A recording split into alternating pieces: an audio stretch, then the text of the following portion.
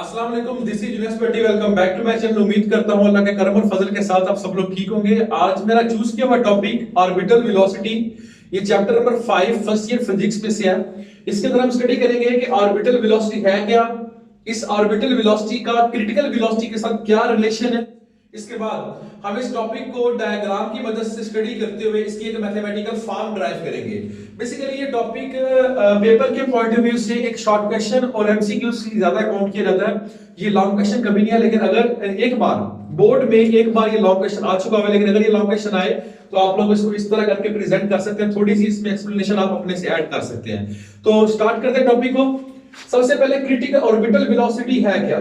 Orbital velocity हमारी टेंजेंटल velocity है।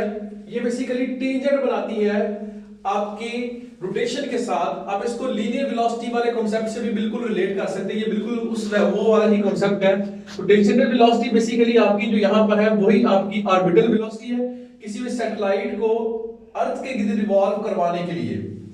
अब ये ऑर्बिटल वेलोसिटी क्या सिर्फ आर्टिफिशियल सैटेलाइट्स के लिए हो सकती है? नहीं, ये ऑर्बिटल वेलोसिटी आपकी अर्थ के लिए भी है, जब वो सन के गिर्द रिवॉल्व कर रही होती है। ये ऑर्बिटल वेलोसिटी आपकी मून के लिए भी है, जब मून अर्थ के गिर्द रिवॉल्व कर रहा होता है। और यही ऑर्बिटल वेलोसिटी आपकी तमाम प्लैनेट्स के लिए भी है, जब वो सन के गिर्द रिवॉल्व कर रहे होते हैं।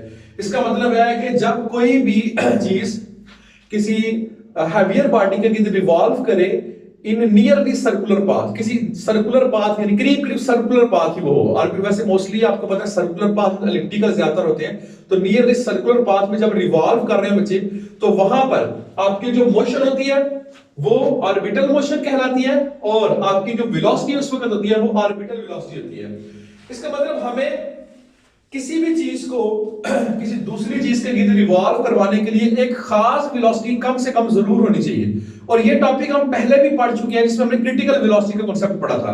तो आप अगर मैथमेटिकली देखें तो मैथमेटिकली क्रिटिकल वेलोसिटी जो कि 7.9 किलोमीटर पर सेकंड थी, कम से कम इतनी होगी तो कोई सैटेलाइट अर्थ के गिर्द रिवॉल्व करना शुरू होगी। इससे ज्यादा होगी तो अगले ऑर्बिट में, इससे ज्यादा होगी अगले ऑर्बिट में। लेकिन अगर 11.1 से ज्यादा 11.1 से ज्यादा हो जाएगी तो फिर अर्थ के ग्रेविटेशनल फील्ड को छोड़ के आपकी सैटेलाइट बाहर चली जाएगी। तो यहां पर हमने ये देखनी है कि हमें वो वेलोसिटी चाहिए जिस वेलोसिटी के साथ ये अर्थ के गिर्द रिवॉल्व कर सके। अब यहां से हमने एक सैटेलाइट को लॉन्च किया, सैटेलाइट यहां पर जाके रिवॉल्व करना स्टार्ट होगी। जो वेलोसिटी आपने यहां पर प्रोवाइड की, जिस वेलोसिटी की वजह से ये इस ऑर्बिट में जाके रिवॉल्व करना शुरू होगी, चाहे ऐसे या चाहे इस तरह, वो वेलोसिटी क्रिटिकल वेलोसिटी थी। और जब ये सैटेलाइट उस खास ऑर्बिट में चली जाती है with the help of that critical velocity 7.9 kilometre पर सेकंड, तब ये जाके ऑलमोस्ट इसी वेलोसिटी के साथ रोटेट करती है। स्लाइटली चेंज आ सकता है, थोड़ा सा चेंज आ सकता है स्लाइटली, लेकिन इतना ज्यादा चेंज नहीं आता। मैथमेटिकली भी क्रिटिकल वेलोसिटी और ऑर्बिटल वेलोसिटी दोनों के आंसर सेम आते हैं। तो हम चलते हैं इसकी मैथमेटिकल डेरिवेशन की तरफ, क्योंकि ये छोटा सा शॉर्ट क्वेश्चन है, ज्यादा इसमें कोई खास डिटेल नहीं है। तो सबसे पहले देखें जी कि यहां पर जब ये अर्थ की रिवॉल्व कर रहे हैं तो एक फोर्स इस पर लग रही है जो कि ग्रेविटेशनल फोर्स है, और gravitational force towards the centre लग रही है। आपको पता है ग्रेविटेशनल फोर्स हमेशा चीज को नीचे की तरफ खींचती है।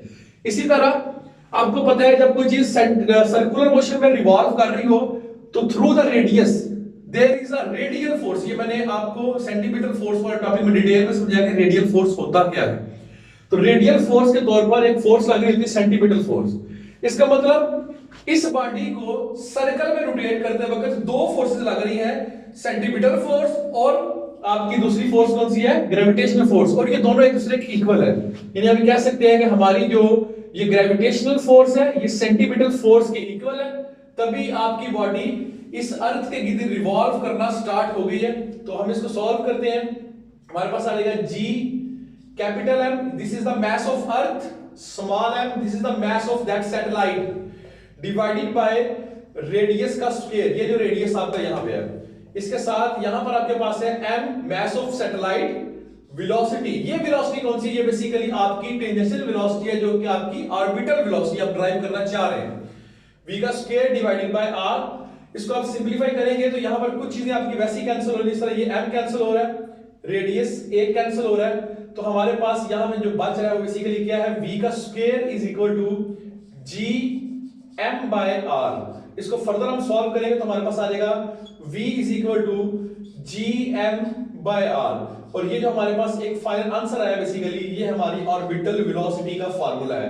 पेपर में जब आपको शॉर्ट क्वेश्चन आएगा ये डेफिनेशन और साथ ये फार्मूला आप लिख दें तब भी आपको 2 नंबर पूरे मिल जाएंगे। डायग्राम अगर आप बना दें तो अच्छी बात है, ड्राइव कर दें अगर आपके पास टाइम है पेपर में तो करें ड्राइव, आपको मार्क्स फुल मिलेंगे। अगर टाइम नहीं आपको फील होता है कि टाइम मेरे पास थोड़ा है तो आप डेफिनेशन के साथ सिर्फ और सिर्फ इसका फार्मूला लिख दें तब भी आपका आंसर ठीक हो जाएगा।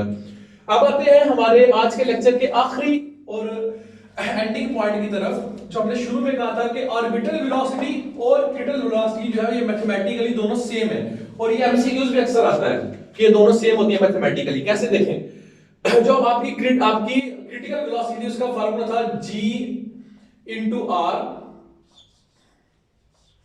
और यहां पर हमने जो ड्राइव किया इसको आप ऐसे भी लिख सकते हैं v is equal to g m divided by capital R। आप इसको इस तरह भी लिख सकते हैं। बात वो ये रेडियस स्मॉल r, यहां पे मैंने शो स्मॉल r स्मॉल, लेकिन अगर आप कैपिटल R लिखो तो कैपिटल R लिख सकते हो, उसमें कोई मसला नहीं है।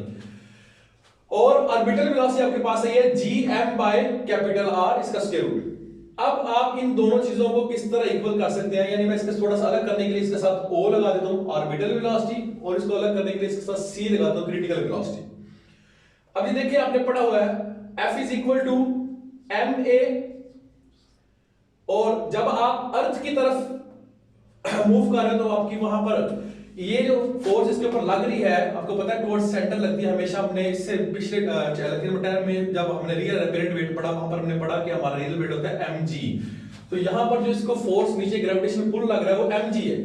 और आपने अभी भी देखा कि नीचे की तरफ फोर्स mg भी लग रही है, सेंटीमीटर फोर्स भी लग रही है और ये वाली फोर्स भी लग रही है। तो हम ये देखना चाह रहे हैं कि ये दोनों कैसे इक्वल है। तो इसका मतलब क्या होगा कि mg is also equal to gm m by r का स्क्वायर। तो यहां से m से कैंसिल हो जाएगा, एक r को अगर हम उधर ले जाएं तो gr is equal to gm by r।